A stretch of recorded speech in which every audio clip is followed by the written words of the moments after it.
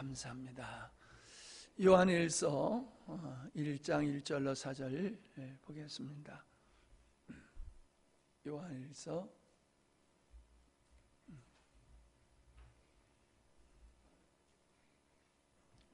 1절로 4절. 태초부터 있는 생명의 말씀에 관하여는 우리가 들은 바요 눈으로 본 바요 자세히 보고 우리의 손으로 만진 바라. 이 생명이 나타나신 바 된지라. 이 영원한 생명을 우리가 보았고 증언하여 너희에게 전하노니 이는 아버지와 함께 계시다가 우리에게 나타나신 바 되신이니라. 우리가 보고 들은 바를 너희에게 전함은 너희로 우리와 사귐이 있게 하려 함이니 우리의 사귐은 아버지와 그 아들 예수 그리스도와 더불어 누림이라. 우리가 이것을 쓰면 우리의 기쁨이 충만하게 하려 함이라. 아멘. 부터 요한 일서의 말씀을 나누게 됩니다. 개인적으로 저는 요한의 서신을 통해서 물론 사도 바울의 서신을 통해서도 있지만은 이 요한의 서신을 통해서 이 복음의 원리와 복음이 뭐냐, 복음의 결정체가 뭐냐라고 하는 것을 보게 됐을 때에 너무 놀라웠고 감사했고, 참으로 하나님의 섭리는 오묘하고 깊다라고 하는 것을 깨닫게 되었습니다. 요한복음을 우리가 했기 때문에 요한 1, 2, 3서를 우리가 말씀을 나누면은 어렵지 않게 은혜를 입게 될 줄로 압니다. 이 요한 1서를 누가 썼느냐라고 하는 것은 누구도 요한 사도가 썼다고 하는 데 대해서 의심을 갖지를 않습니다. 그 이유는 이 말씀의 내용이 바로 요한 서신이 쓴 내용과 일치하다라고 하는 겁니다. 그리고 여기서 나오는 사도 요한이 지칭하는 사람이 자기 자신을 지칭하고 있는 그런 모습을 우리가 보게 될 때에 그렇고, 사도 요한이 마지막에 사도 요한을 일컫기를 사랑의 사도다라고 그렇게 말했다라고 하는 것과도 같은 맥락을 잇고 있다는 거지요. 그는 연로해서 이렇게 성도들에게 설교를 길게 할 수 없었지만은 늘 나와서 하나님을 사랑하라고 그러한 몇 마디 말씀을 했다는 거예요. 성도들이 늘 듣다가 너무 똑같은 얘기만은 좀 말씀 좀 해주세요 그러면 나오셔가지고 여러분 서로 사랑하세요 그러고 그냥 들어가시는 거예요. 다음 주도 만나면 여러분 사랑하세요 그리고 들어가시고, 한두 번이지요. 계속 들으니까는 그랬다는 거지요. 이렇게 다른 말씀은 안 하시고 계속 그렇게 사랑하라는 말씀만 하십니까 그랬더니, 우리가 서로 사랑하게 되면은 하나님의 모든 말씀을 다 이룰 수가 있다, 그렇게 말씀을 했다는 거예요. 근데 저는 그 이야기를 이제 글을 통해서 읽으면서 과연 그 말씀이 맞다, 사도 요한이 그렇게 말씀했을 것이다, 그런 생각이 드는, 확신이 드는 이유가, 내가 복음을 알아가고 복음을 위해서 이렇게 살아가면서 결국은 내가 발견하고 느끼게 되어지는 게 뭐냐면, 내가 점점 하나님의 사람으로 내가 이렇게 지어져 가고 있구나라고 하는 내 자신을 발견하게 됩니다. 내가 전하는 이 복음이 나를 하나님의 사랑, 하나님과 같은 사랑의 사람으로 나를 이렇게 만들어 가시는구나라고 하는 걸 발견하게 될 때에, 요한 1서에 나타나는 그 풍성한 사랑이라고 하는 이 말씀이 과연 사도 요한에게서 사도 요한이 기록한 것이겠구나라고 하는 저는 나름대로 확신을 갖게 됩니다. 요한은 마지막 사도지요. 다른 사도들은 다 순교를 당했지만은 사도 요한은 순교를 당하지 아니하고 끝까지 사역을 했던 사람임을 알 수가 있습니다. 자, 편지를 쓴다라고 하면 우리 서신 그러면 편지잖아요. 이 서신이라고 얘기를 하는데 사도 바울이나 사도 요한이 성경을 기록한 형식은 교회들에게 어떤 사람에게, 특정한 사람에게, 예를 들어서 디모데에게 뭐 이렇게 편지를 쓰게 됐기 때문에 그 수신자가 교회가 되어든지 어떤 특정한 사람이 되든지 그런 사람이 되거든요. 그래서 서신서에는 반드시 대상자가 있어요. 대상자. 이 말씀을 받는 대상자가 있어요. 요한계시록도 소아시아의 교회에 있는 7교회를 상대로 해서 그 말씀을 기록한 것이거든요. 그래서 우리가 중요하게 생각해야 될 것이 누구에게 이 편지를 썼느냐라고 하는 것이 그 말씀을 이해하는 데 있어서 중요한 요소가 되는 거지요. 누구에게 썼느냐, 그 다음에 왜 썼느냐, 왜 이 서신을 기록하게 되었느냐라고 하는 그 목적을 우리가 알게 되어지면은 또 말씀을 바르게 이해할 수 있다라고 하는 거예요. 허나 우리가 생각할 때에 이걸 그 당시에 교회와 그 당시에 특정한 어떤 사람에게 주신 거니까는 나와는 상관없다라고 생각하게 되어지면 큰 착각이 있지요. 우리는 그 당시에 어떤 특정한 사람이나 어떤 특정한 교회가 가지고 있었던 그 상황과 형편과 똑같은 환경들을 우리가 같이 이렇게 경험하고 있다는 것이지요. 그래서 그 당시에 어떤 사람에게 주신 말씀은 우리에게도 꼭 필요한 말씀이다 라고 하는 것이에요. 하나님은 그런 과정을 통해서 하나님을 믿는 모든 자녀들에게 아주 뚜렷하게 말씀을 기록해서 우리에게 바른 길을, 바른 믿음의 생활을 할 수 있도록 그렇게 하고 있다라고 하는 것이지요. 에베소 교회를 향해서 일단은 이 말씀을 기록했다고 그래요. 에베소 교회를 향해서.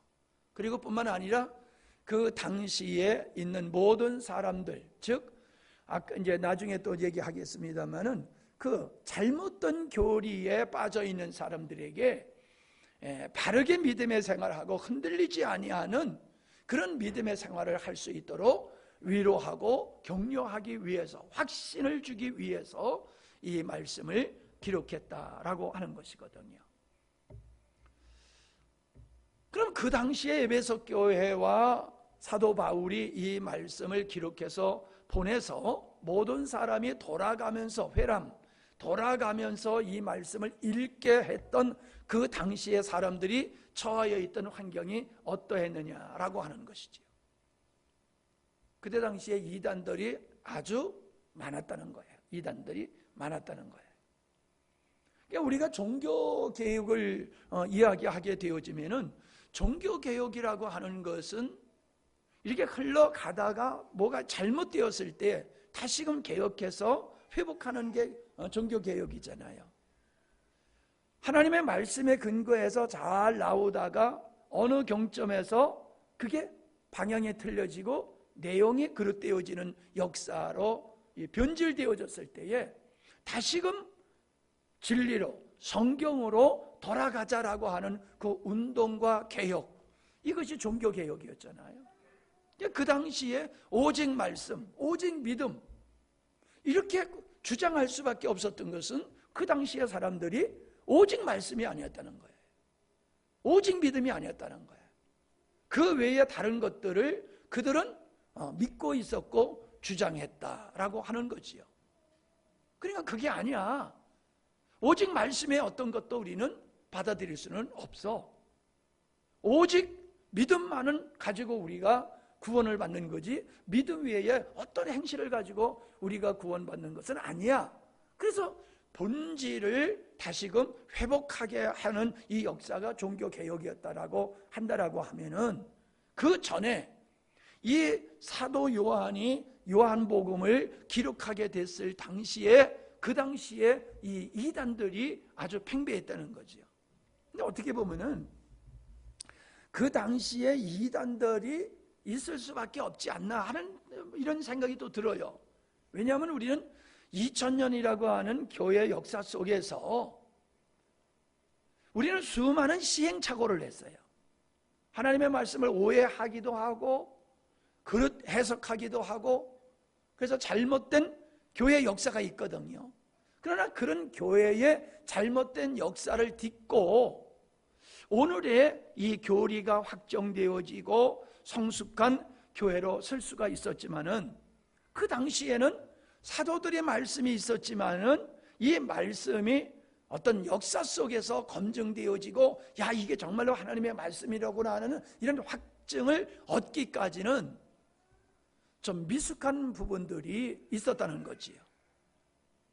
그리고 인간적인 사람들이 교회 안에서 사도들의 말씀을 받고 살 때에 하나님의 말씀, 율법을 가지고 신앙생활을 하던 그들이 복음을 받아들여서 이제 복음적인 삶으로 교회 시대가 열리게 되어졌을 때에 마치 가톨릭이 이방 태양신, 우리 성경적으로 말한다면 바알신을 섬기는 그 사람들이 교회 안에 들어오게 됐을 때에 그들과 교회가 결탁하고 혼합되어서 오늘의 가톨릭이 된 것과 같이, 그 당시에는 많은 사람들이 이 사도들이 전하는 복음을 순수하게 받아들이는 것이 아니라 인간적인 관점에서, 그 당시의 어떤 사상과 철학 이런 것들 관점에서 하나님을 이해하려고 들고 복음을 이해하려고 들다 보니까는 이단들이 나올 수밖에 없지 않았었겠나, 이런 생각을 해봅니다. 그건 이단들을 제가 이해하고 두둔하려고 하는 게 아니라 왜 이단이 생길 수밖에 없는가 하는 것에 저는 또 방점을 두고 여러분에게 말씀을 드리는 거예요. 그들이 아예 교회 안에 들어오지 않았던 사람이 아니에요. 교회 안에서 함께 믿음의 생활을 했던 사람들이 이단자가 됐다는 거예요. 지금도 마찬가지잖아요. 이단자들이 불교인이 기독교 이단이 됩니까? 아니잖아요. 이슬람이라고 하는 이런 우리가 입장에서 보면 이단이잖아요. 그래도 그들도 아브라함을 믿어요. 하나님을 믿어요. 예수를 믿지만은 그런 예수를 한 선지자 중에 한 선지자라고 믿고, 자기가 믿는 마호메트가 최고의 선지자, 우리가 예수님을 하나님이 보내신 메시아로 믿듯이 그들은 그를 최고의 선지자로 믿기 때문에 곁길로 가가지고 이단자가 되지 않았습니까? 초대교회나 수백 년이 흘른 뒤에나 지금까지 오면서 계속 이단자들이 교회 안에 발생하게 되어지는 것은 하나님의 말씀을 인간적인 관점에서 하나님의 말씀을 대한다는 거예요. 그러다 보니까 하나님의 말씀을 오해하고 곡해해서 이단들이 만들어지는 거거든요. 오늘날 저는 최대의 이단자는 어떤 사람일까 생각해 보니까는 드러난 예수 그리스도를 부정하는 그런 이단자들 말고, 이단이라고 말할 수 없지만 이단과 같이 복음을 흐리게 만들고 정상적인 믿음의 생활을 하지 못하도록 하는 어떠함이 사도 바울은 다른 복음이다 이렇게 표현을 했는데, 저는 그 다른 복음을 한마디로 얘기하면 율법주의적인 사고다. 율법주의적인 사고방식이 복음을 이해하지 못하도록 하는 가장 큰 장애 요소다. 저는 그렇게 진단을 해봅니다. 그래서 그 당시에 사도 바울이 영지주의자라고 하는 이단의 사상이 그 당시에 수많은 교회와 성도들을 미혹하고 혼란케 했을 때에 그 이단의 사상으로부터 건져내고 올바른 복음의 뿌리를 내리고 흔들림이 없는 바른 믿음의 생활을 하기 위해서 이 요한 일서를 쓴 거거든요. 그렇다고 하면은 오늘 이 시대에 우리가 교회와 성도를 온전케 하기 위해서 우리가 힘써 선포해야 될 말씀이 무엇일까? 물론 사도들이 전했던 이 기본적인 하나님의 말씀이지만은 이 말씀을 우리가 그거를 좀 더 집약적으로 얘기한다라고 하면은 저는 생명복음이 이 시대에 많은 사람들이 그 유약한 믿음의 생활을 하는 것으로부터 건져내고 세상의 잘못된 사도의 함몰되어서 거기서 허우적거리는 그 영혼들을 건져내는 것이 생명복음이다. 저는 오늘 말씀을 준비하면서 묵상하면서 그런 생각이 들었습니다. 영지주의라고 하는 것은 저는 이런 뭐 주의 하면 그냥 머리가 쥐가 나요. 복잡하고 이 철학자들이나 좀 이게 좀 생각을 뭐 어떻게 해야 된다고 그럴까요? 하여튼 그렇게 복잡한 생각을 잘하는 사람은 어떨지 모르지만 전 단순한 걸 좋아하는 사람으로서는 이런 거를 하면 아주 머리가 아파요. 복잡하고 머리가 지끈지끈하고 힘들어요. 간단하게 제가 영지주의를 설명하면요, 영지주의의 근본된 그 사상의 기초는 뭐냐 하면 물질은 속된 것이다. 영적인 것만 거룩한 것이지 육적인 건 속된 것이다 라고 하는 사상이 기본이에요. 이 기본을 가지고 예수님을 보니까는 예수님의 성육신을 인정할 수가 없는 거예요. 아니 어떻게 하나님이신 거룩하신 분이 속된 인간의 육체를 입고 이 땅에 오실 수 있단 말이야. 그건 말도 안 되는 거야. 맞지요? 물질은 속된 것이라고 하는 이 잘못된 생각이 있고 그걸 진리로 믿고 그 토대로 예수님의 성육신을 보면은 성육신을 도저히 받아들일 수가 없는 거지. 하나님이신 그분이 처녀의 몸에 났다라고 하는 것을 받아들일 수가 없는 것은 생물학적 탄생의 원리만을 알고 있는 사람의 입장에서는 어떻게 처녀가 홀로 임신을 하여 아이를 낳을 수 있단 말이냐, 말도 안 되는 일이야. 그냥 동화 속에 있는 이야기지 그게 어떻게 사실이고 그걸 믿으라고 하느냐, 그렇게 생각할 수밖에 없잖아요. 우리는 그것이 성령, 하나님의 영에 의해서 이루어졌다라고 하는 근거로 또 성령께서 그걸 우리에게 믿게 하심으로 우리는 믿지만은, 생물학적인 것만 알고 있는 사람들은 성령으로 예수님이 탄생했다는 것을 도저히 받아들일 수가 없는 거지. 이와 같이 육신은, 물질은 속된 것이다 라는 이 잘못된 것을 진리로 믿는 사람의 입장에서는 예수님의 성육신을 받아들일 수가 없는 거지요. 그래서 가현설이라고 하는 주장을 하게 되는 겁니다. 예수님의 그 모습은 육체가 아니라 영적인 존재였지만은 환영, 몸은 아니지만은 형체와 같은 모습을 가지고 그분이 이 땅에 계셨던 것이다. 그렇게 믿는 거예요. 분명히 있긴 있었잖아요. 그러나 그것은 육신은 물질은 부정한 것이라고 그러니까는 예수님은 육신의 몸을 가지고 계셨던 것이 아니라 영적으로 계셨지만은 우리 눈에는 육신적으로 보이는 그런 형태로 예수님이 계셨던 거다. 참 말도 잘 만들어내잖아요. 그렇게 만들어 가지고 예수님의 성육신을 부정했던 거예요. 그리고 예수님의 구세주다라고 하는 걸 믿어요, 그들이. 근데 예수님의 구세주를 믿는다라고 하는 건 어떤 것이냐면은 예수와 그리스도를 분리해서 생각해요. 예수라고 하는 이름은 죄 가운데서 우리를 건져낸다라고 하는 뜻이잖아요. 근데 그분이 그리스도다, 기름 부음을 받은 자라고 하는 거잖아요. 그래서 같은 거잖아요. 예수님과 그리스도는 같은 분이란 말이에요. 근데 그들은 예수님은 육신을 입고 태어난 사람, 뭐 거기다가 또 예수님이 세례를 받으실 때에 그리스도의 영이 그들에게 임하셔가지고 함께 있다가 예수님이 십자가를 지시기 전에 그리스도의 영은 떠나갔다. 뭐 그런 주장을 한대요. 뭐 그런 건 깊이 연구할 필요도 없어요. 그냥 슬쩍 그냥 듣고 지나가는 게 그냥 좋을 것 같아요. 그러니까 우리가 요한 1서를 읽어보면은 예수님이 육신으로 이 땅에 오셨던 것을 갖다가 부정하는 게 적그리스도라고 하는 이야기를 하고 있거든요.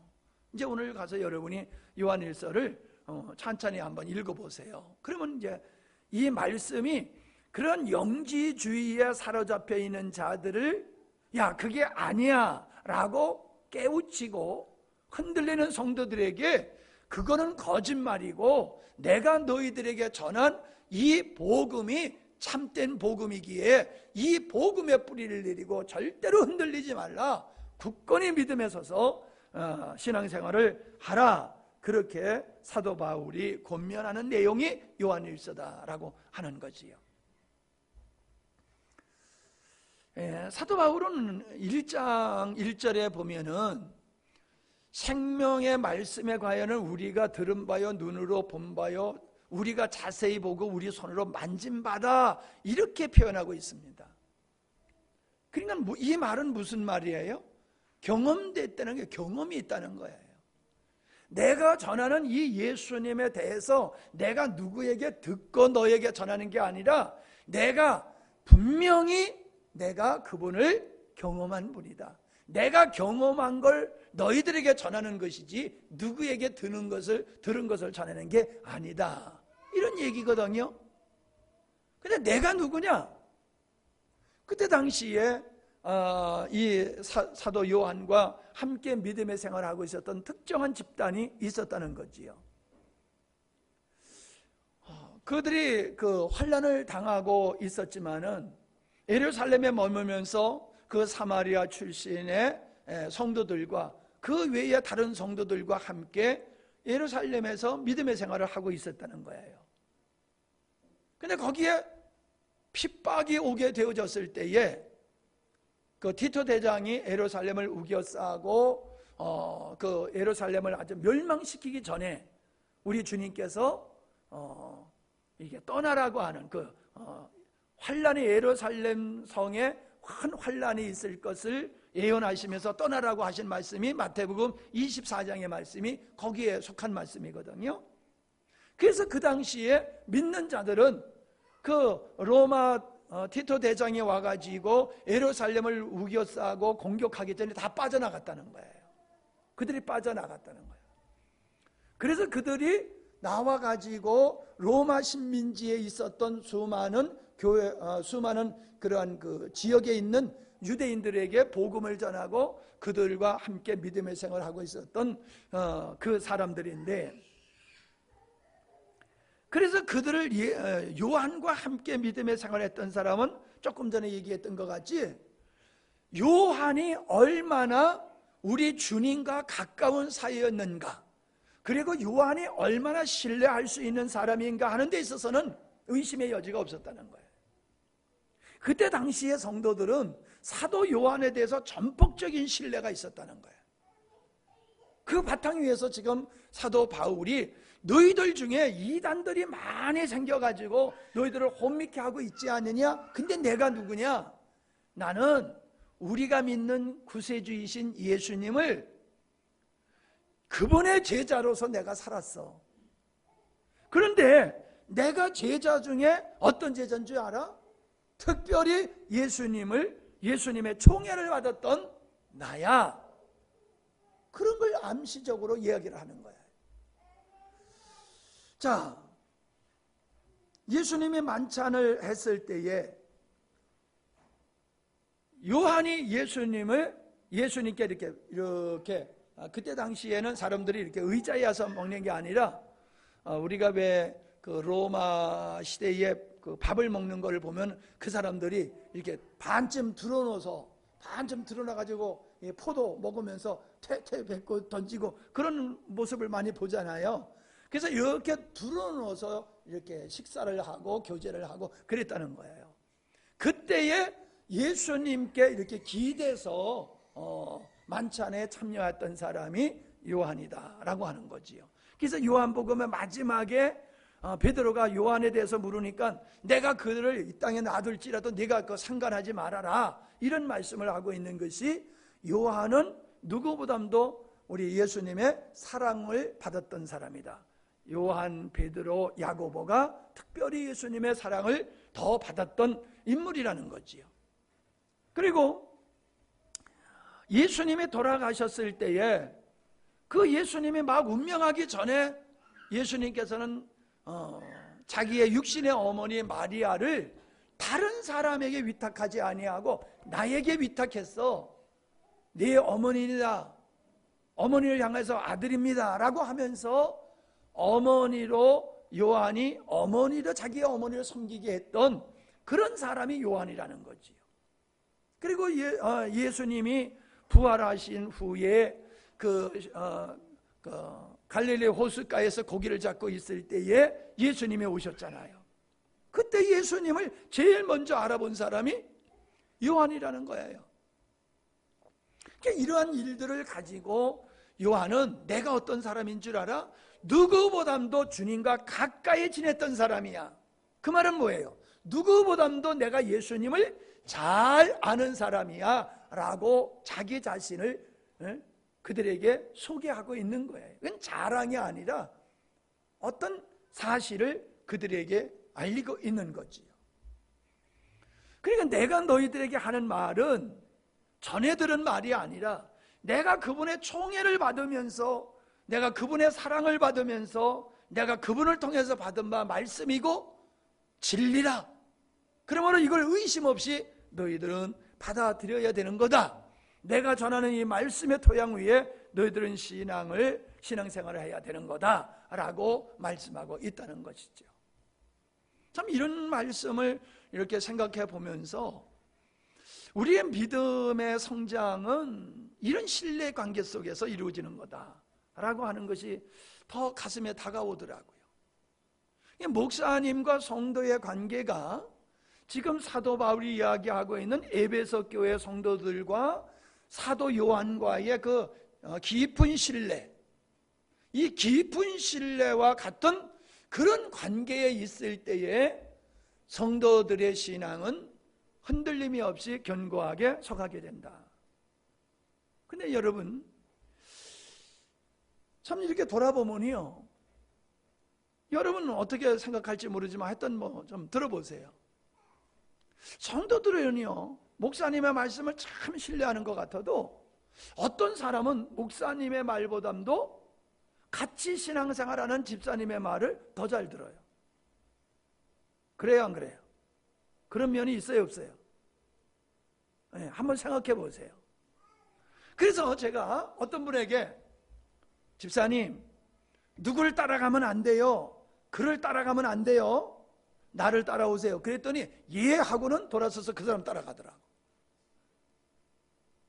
그러면 목사님의 말씀을 더 신뢰했다라고 하면은 내가 한 이야기를 듣고 나는 저 사람이 말이 맞는 것 같은데 그게 아니야. 내가 목사님의 말씀을 따라 신앙생활을 해야 돼. 이렇게 결정했다라고 하면은 그분은 나를 더 신뢰했던 거예요. 근데 그렇게 권면하는 목사님의 말씀을 저버리고 자기가 신뢰하는 어떤 사람을 따라갔다는 것은 뭐예요?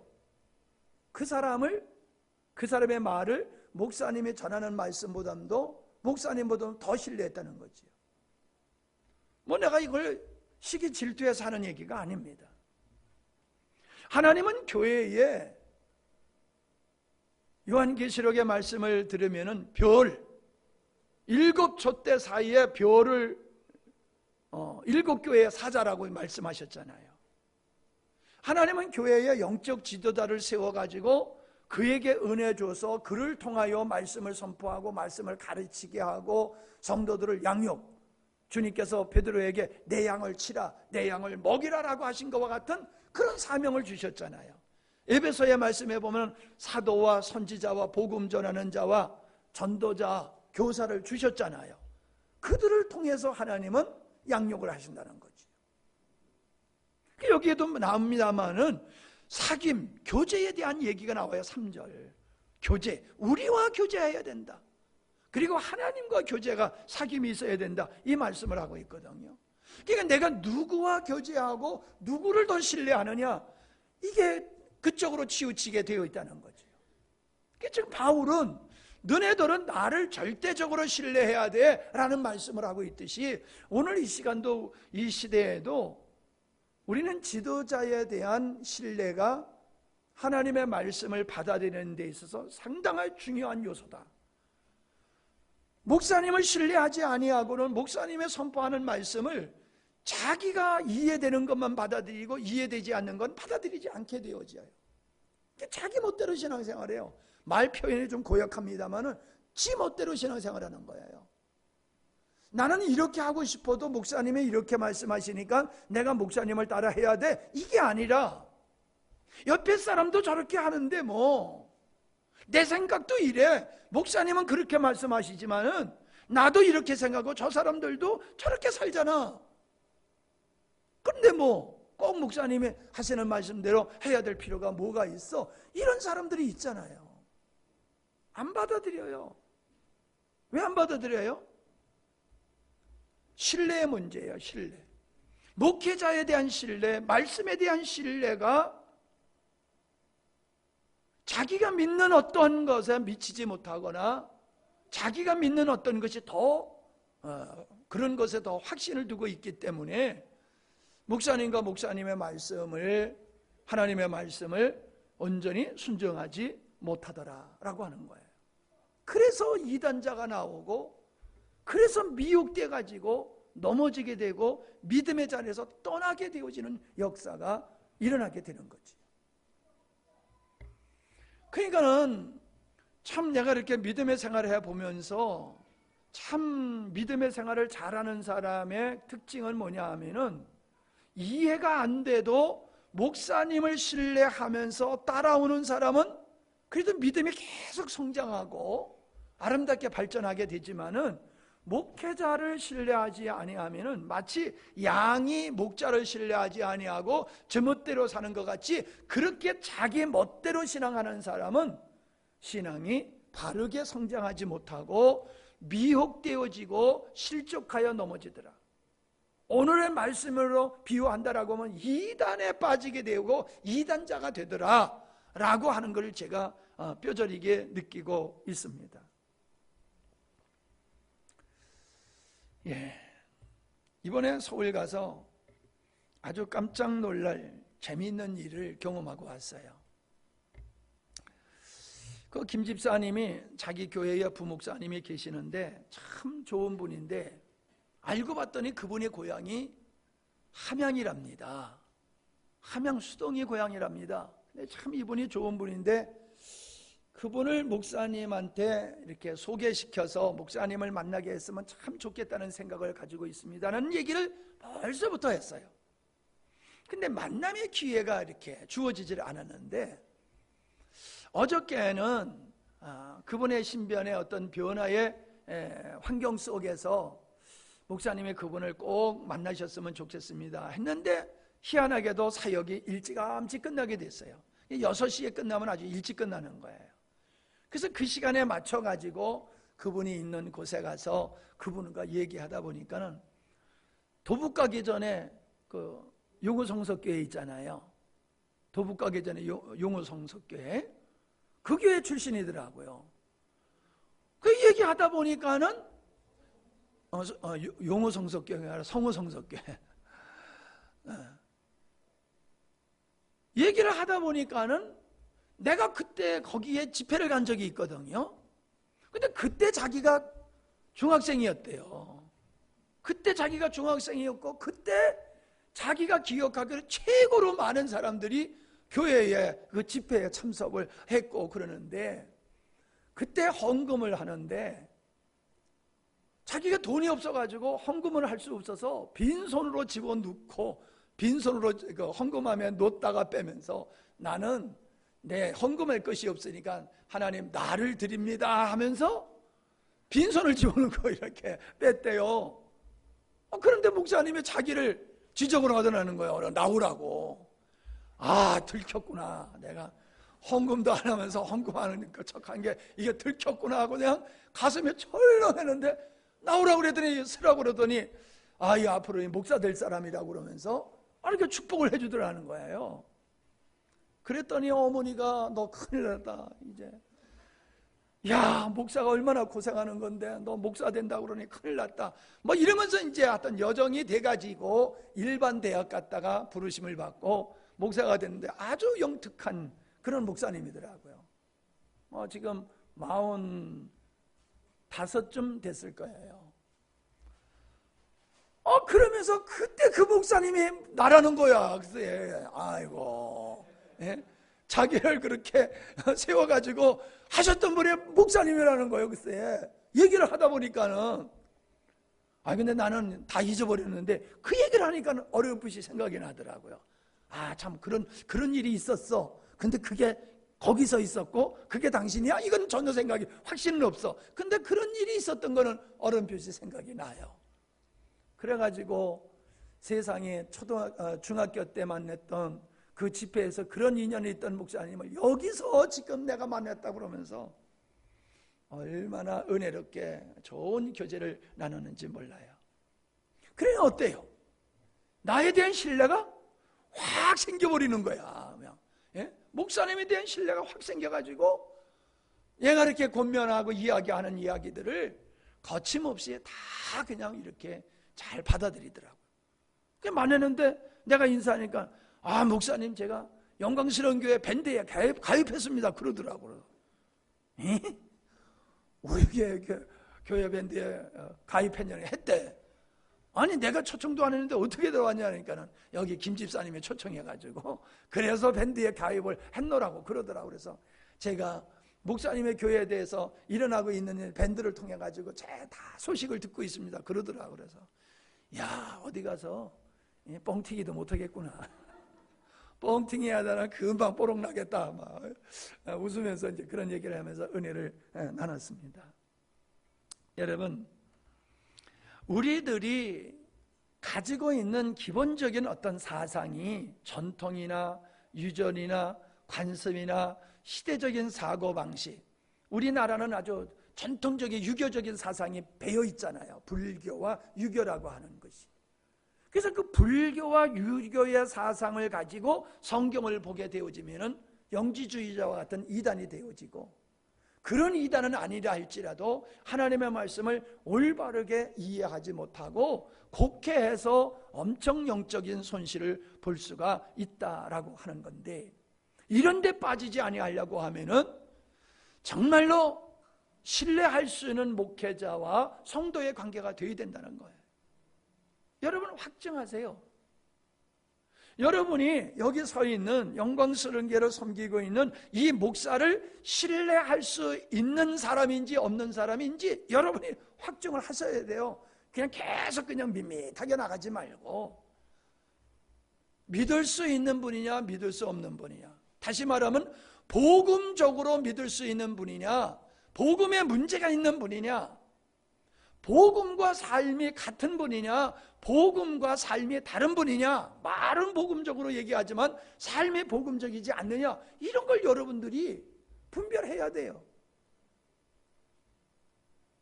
그래서 아니면요, 저를 위해서 기도해 주셔야 돼요. 또 꺾기를 위해서 기도해 주실 뿐만 아니라 그래도 아니다라고 하면은 떠나세요. 떠나는 게 여러분의 유익에 맞는 겁니다. 그렇다고 여러분의 그 판단과 분별력이 100% 오는 건 아니겠죠? 그죠? 그래도 여러분이 100%는 아니지만은, 여러분의 분별이 100%가 아니지만 여러분의 분별의 기초는 성경이 되어야지 되고, 기도하면서 주의 영 가운데서 여러분들이 분별을 해야 돼요. 그래서 선택하셔야 돼요. 신뢰하고 함께 할 것인가, 아니면은 이것도 아니고 저것도 아닌 관계로 그냥 어떤 얼마만큼의 간격을 놓고 그냥 계속 가는 기차 레일길과 같이 그렇게 신앙생활 할 거냐 결정해야 돼요. 레일은 아무리 가도 맞닿지 않잖아요. 우리의 신앙이 내 주관이 있고 성경 주관이 있는 게 이게 하나가 되지 아니하고 두 레일과 같이 그렇게 형성되어 있으면요, 바른 신앙, 깊은 신앙을 경험할 수가 없어요. 저는 정말로 담대히 여러분에게 말씀을 드리고 있는 겁니다. 맞다고 믿는다고 하면 절대적인 순종을 하시고 아니라라고 하면 떠나시는 게 맞습니다. 왜? 잘못하면 여러분의 영혼이 크게 잘못될 수가 있기 때문에 지도자의 잘못된 가르침에 의해서 여기서도 이단절이 생겨가지고 그 이단저들한테 많은 사람이 미혹돼 가지고 영적인 손해를 보게 된 것 같이 이 시대도 마찬가지예요. 다른 복음을 전하는 사람을 절대적으로 신뢰함으로 말미암아 복음적이지 않으면서도 복음적인 믿음으로 착각하고 이단에까지 빠지게 되어지는 이런 불상사가 빚어지고 있잖아요. 그러나 제가 지금까지 봤을 때에 참 연약함이 있지만 나를 복음적인 목사로 믿고 신뢰하면서 따라오는 사람은 계속해서 복음이 확장이 되어지고 깊어지고 실제가 되어지는 이런 현실을 제가 보고 있습니다.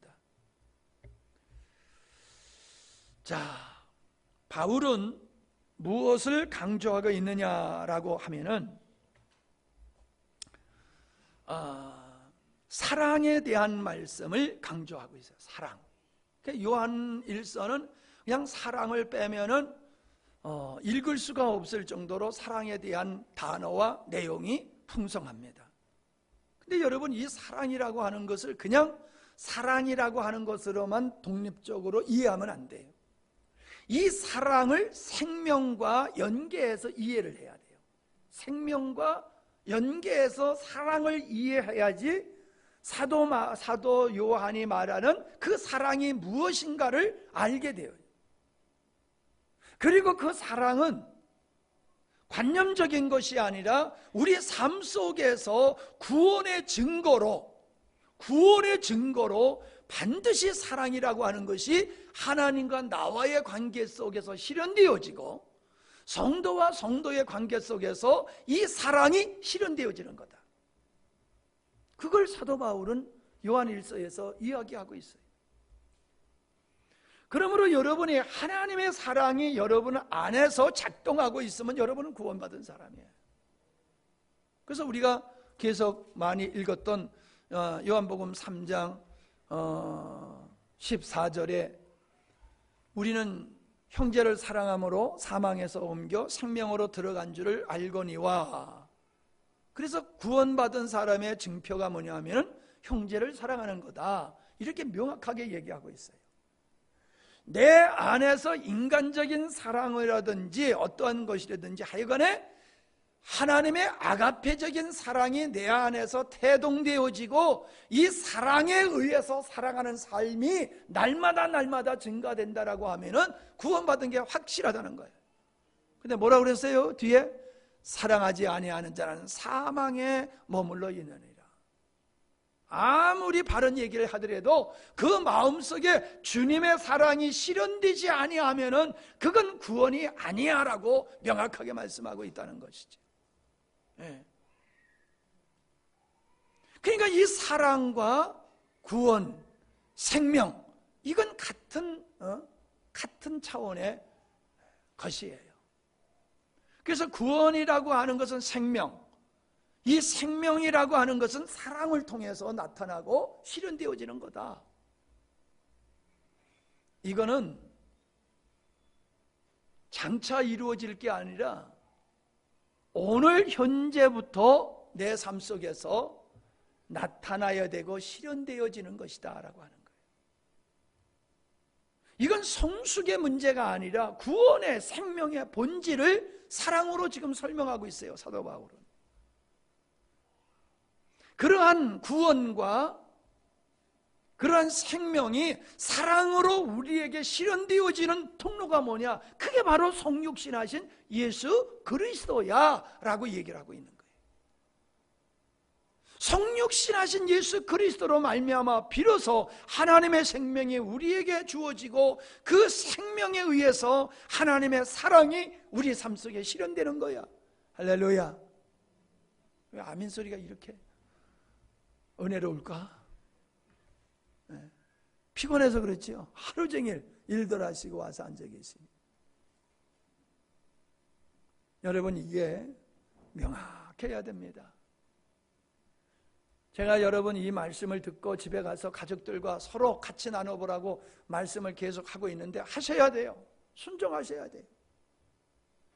오늘은 아빠가, 다음 주는 엄마가, 그 다음 주는 큰아들이, 그 다음 주는 둘째 아들이, 딸내미가 돌아가면서 복음을 가지고 서로가 말씀을 나눠야 돼요. 그래야지 이게 실제가 되는 거예요. 제가 확실히 깨달은 게 있어요. 비유컨대 남이 주는 물을 먹고 나면요, 요거 먹고 나면 땡 끝나는 거예요. 더 이상 줄 게 없어요. 먹을 게 없어요.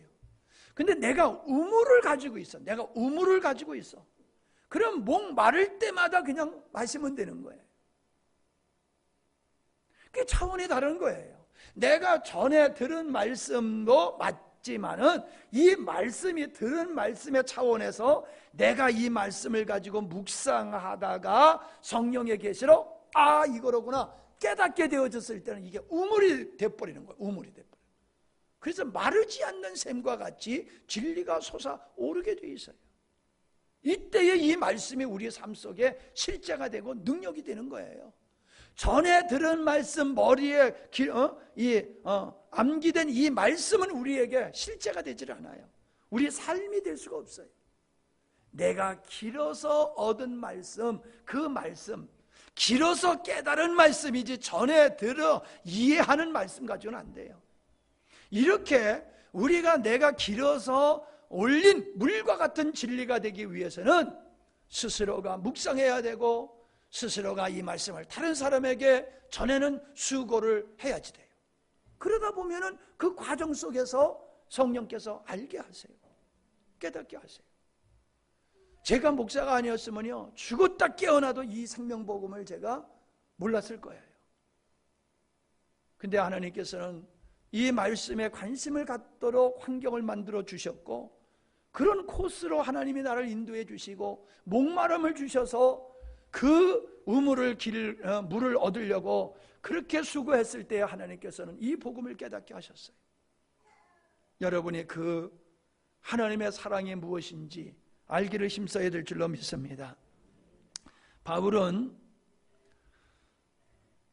에베소 요한일서를 통해서 성도들에게 예수님은 하나님의 아들이시다라고 하는 것에 대한 확신을 주고 있습니다. 뿐만 아니라 예수님을 믿는 사람들이 영생을 얻게 되는 거다.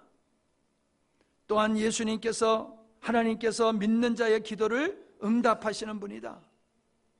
믿는 자들은 더 이상 죄의 종으로 살지 아니하고 하나님께서 택한 자들을 보호하시는 은혜 속에 살게 된다.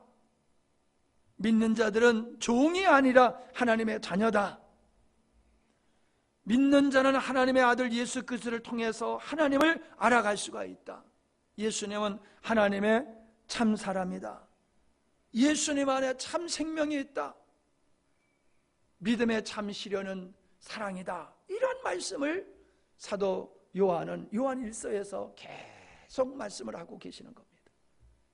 여러분, 이런 단어들이 그냥 사전적인 의미로 이해해서는 아니 됩니다. 사도 바울이 힘주어서 얘기했던 그 말씀들이 여러분의 마음속에 실제가 되어야 줄로 믿습니다. 요한일서 5장 13절 한 절 우리가 보겠습니다.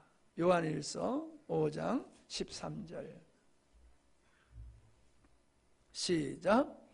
내가 하나님의 아들의 이름을 믿는 너희에게 이것을 쓰는 것은 너희로 하여금 너희에게 영생이 있음을 알게 하려 함이라. 아멘.